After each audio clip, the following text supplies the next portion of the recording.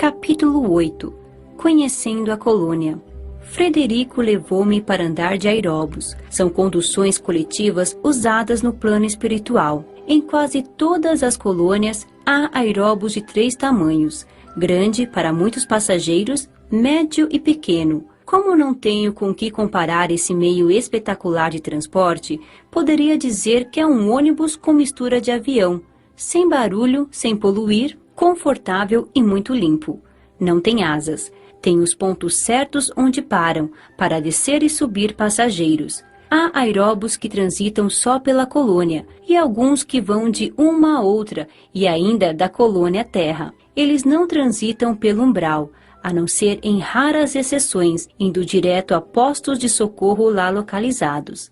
É muito confortável, não dá solavancos e desliza suavemente rente ao chão, ou metros acima dele. Nas viagens e ainda da colônia Terra, eles não transitam pelo umbral, a não ser em raras exceções, indo direto a postos de socorro lá localizados. É muito confortável, não dá solavancos e desliza suavemente rente ao chão, ou metros acima dele. Nas viagens maiores, como vindo à Terra, desliza pelo ar. Os passageiros sentam-se em confortáveis poltronas. Os que transitam pela colônia não possuem condutor, e nos lugares em que devem parar, há um pequeno marco onde há um painel com botões. Aperta-se o botão indicando para onde se quer ir. O primeiro aeróbus que passar com destino ao lugar marcado, para. Os aeróbus que transitam fora da colônia têm um condutor que, além de dirigi-lo, ajuda no trabalho que se vai realizar. A vista do alto é muito bonita. Planejada, suas ruas e avenidas têm traçado perfeito. Os prédios são harmoniosos e todos ocupados, servindo a comunidade. Gostei muito do passeio. A colônia São Sebastião fica no espaço espiritual da cidade, em que vivi encarnada. Estranhando o fato de ela ter o nome de santo, perguntei a Frederico. Frederico, por que a colônia se chama São Sebastião? Patrícia, são inúmeras colônias pelo Brasil e pela Terra. São como cidades. Tem de ter um nome para facilitar e nomes não importam. São apenas designações. Ao ser projetada há tempo, seus benfeitores a chamaram provisoriamente de São Sebastião, para não dizer paraíso, que poderia ser confundida com paraíso-céu. Pronta, continuou sendo São Sebastião. São é título dado ao bravo guerreiro Sebastião. Esperam os benfeitores que todos os moradores da colônia venham a ser bravos guerreiros e vencedores dos seus defeitos e vícios. Recebi de presente alguns bônus hora, e todas as distrações e lazer os amigos pagavam para mim. Achei um tanto estranho, parecia pagamento por ser útil, um trabalho remunerado. Um dia, ao voltarmos do teatro, acompanhavam-me Maurício e Antônio. Indaguei-os. Que é realmente bônus hora? Patrícia. Maurício elucidou-me. A maioria dos homens trabalha por estímulo, para usufruir de um prazer ou sensação. A maioria não concebe ainda a humanidade como uma só família. Com a perda do corpo físico pelo desencarne e para que não percam o estímulo de trabalhar, é necessário que continuem recebendo algo como prêmio pelo seu trabalho. Mais tarde, os levará a fazê-lo por uma causa maior, por amor. Espíritos superiores veem as colônias como lugares de transição e o bônus hora como um período de evolução. Esta é a razão pela qual os estagiários das colônias recebem o seu salário em bônus hora. E quem trabalha muito e por muito tempo, como os governantes, os instrutores das colônias, também recebe? Maurício continuou a elucidar-me. Os instrutores não mais necessitam de prêmio por serem bons, mas por amor à família humana permanecem nas colônias, no meio dos aspirantes.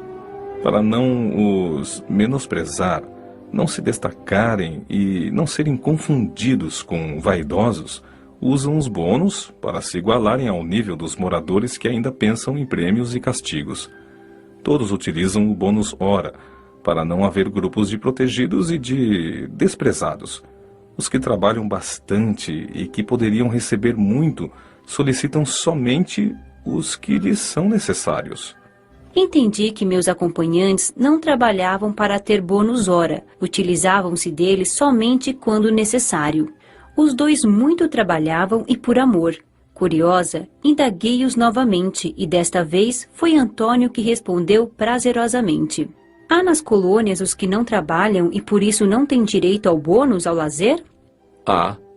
Mas o estágio nas colônias para esses espíritos não é longo. E nem pode ser. Porque ociosos não se afinam com as vibrações delas. Eles, fatalmente, na primeira oportunidade, reencarnam em meio a espíritos ociosos, onde vão sentir falta do conforto que tiveram e não valorizaram. Lugares que visito com frequência e de que gosto realmente são as bibliotecas. Elas diferem de tamanho dependendo da colônia. São maiores e mais completas nas colônias de estudo. Também há bibliotecas nos postos de socorro, só que menores. A biblioteca da colônia em que estagiei é muito bonita. Livros são organizados em estantes, tudo com muita ordem. Fiquei maravilhada por não encontrar livros velhos. Estão sempre novos, renovados pela mente dos que os plasmaram. Maurício explicou-me que os livros estão sempre novos, porque como todas as visualizações ou materializações do plano espiritual ou astral são de energia psíquica, não envelhecem. Há livros escritos somente para desencarnados, que só são encontrados no plano espiritual. São inúmeros livros de estudo, pesquisas, religiosos e em destaque os espíritas. De grande parte deles, os encarnados também dispõem para ler, principalmente os espíritas. Procurei um livro, e não o encontrando, o bibliotecário gentilmente me disse: Patrícia, a colônia de estudo tem esse livro. Quer que o peça para você? Quero. Quando volto para o apanhar?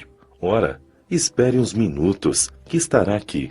Por um aparelho parecido com o moderno fax, fez o pedido e 10 minutos depois, pelo mesmo aparelho, recebeu o livro que queria. Puxa! Exclamei admirada. Não é uma maravilha? Falou entusiasmado o trabalhador da biblioteca. Dispomos de muitos recursos. Recebemos o livro pela desintegração e aglutinação. Não duvido que, daqui a alguns anos, os encarnados possam dispor dessa comodidade. Legais. São os livros que podemos colocar na televisão. A parte escrita aparece na tela e assim vamos lendo página por página, graças a um pequeno aparelho adaptado à tela. Não posso compará-lo ao videocassete. É diferente. É agradável ler pela televisão. Próximas à biblioteca estão as salas de vídeo, também chamadas de salas de estudos computadorizados ou salas das TVs, e podem ser ainda conhecidas por outros nomes. É um galpão enorme repartido em salas, conforme o assunto a ser ventilado. São lugares confortáveis e agradáveis. Há, em cada uma das salas, vários e eficientes computadores, que podem ser ligados por controle remoto. Na frente de cada aparelho, há 10 poltronas muito bonitas e confortáveis. As telas variam de tamanho. Se queremos ver ou estudar um assunto individualmente, regulamos a tela ao tamanho pequeno, ficando com uma televisão de 20 polegadas. Se é para um grupo, regulamos para o tamanho médio. Se é para muitas pessoas, para o tamanho grande, variando de 2 a 5 metros. As salas não são tão altas assim, têm somente 3,5 metros. Esses aparelhos podem ser locomovidos, se for necessário, para projeção maior. São várias salas com os assuntos marcados na porta de entrada. Os temas para estudo são sobre as colônias, perispírito, química, física, terra, planetas, etc. Uma sala interessante é a das religiões e da Bíblia. Ao visitarmos uma dessas salas, escolhemos um assunto para pesquisar. Exemplo, o olho humano. Podemos escolher o tipo de programação: fácil, explicativa ou completa. Ao escolher a fácil, aparecem na tela resumidas as explicações básicas sobre o olho. São narradas com algumas partes escritas. O olho é desenhado em todos os seus ângulos. Se a pesquisa é individual, coloca-se o fone de ouvido para não atrapalhar os outros pesquisadores. Ao escolher a programação explicativa, a pesquisa aparece com muito mais dados. A terceira fase, a completa, a difícil, é assunto para profissionais. Tudo é muito esclarecedor, mas se por algum motivo não se entendeu a pesquisa, encontramos sempre nessas salas estudiosos, mestres que têm o prazer de orientar e ensinar. Há a sala para a distração, que possui desenhos animados, bons filmes, alguns dos quais os encarnados veem, e outros feitos por desencarnados. Tem histórias bonitas, que instruem e divertem. Há a sala de jogos eletrônicos. São para o lazer. Os orientadores procuram esclarecer os frequentadores da sala de jogos, porque estas são para educar e distrair, e não para levar a excessos. Os vícios são todos combatidos. Comparando, podemos dizer que essas salas são uma mistura de cinema, televisão, computadores, aperfeiçoados. Só não usamos do bônus hora para entrar nessas salas, quando estamos em pesquisas da escola ou de curso de estudo. Este é bem frequentado pelos estudantes.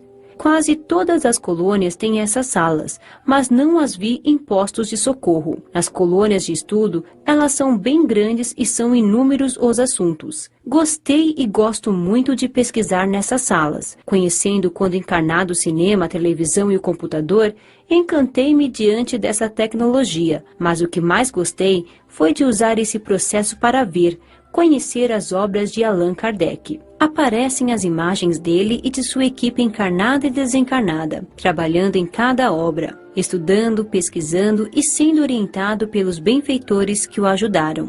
Ver São Luís, Santo Agostinho e tantos outros fascinou-me. Que espírito fantástico é Allan Kardec! Por muitas vezes fui às salas para ver toda a obra e o que há sobre ele e seus trabalhos admiráveis. Este é um dos temas mais vistos, principalmente pelos que tiveram a aventura de serem espíritas, quando encarnados ou de conhecer. Por muitas vezes fui às salas para ver toda a obra e o que há sobre ele e seus trabalhos admiráveis. Este é um dos temas mais vistos, principalmente pelos que tiveram a aventura de serem espíritas, quando encarnados ou de conhecer sua grandiosa literatura. Maravilho-me com tudo isso, afinal, quem não gosta ou gostaria de dispor dessas facilidades?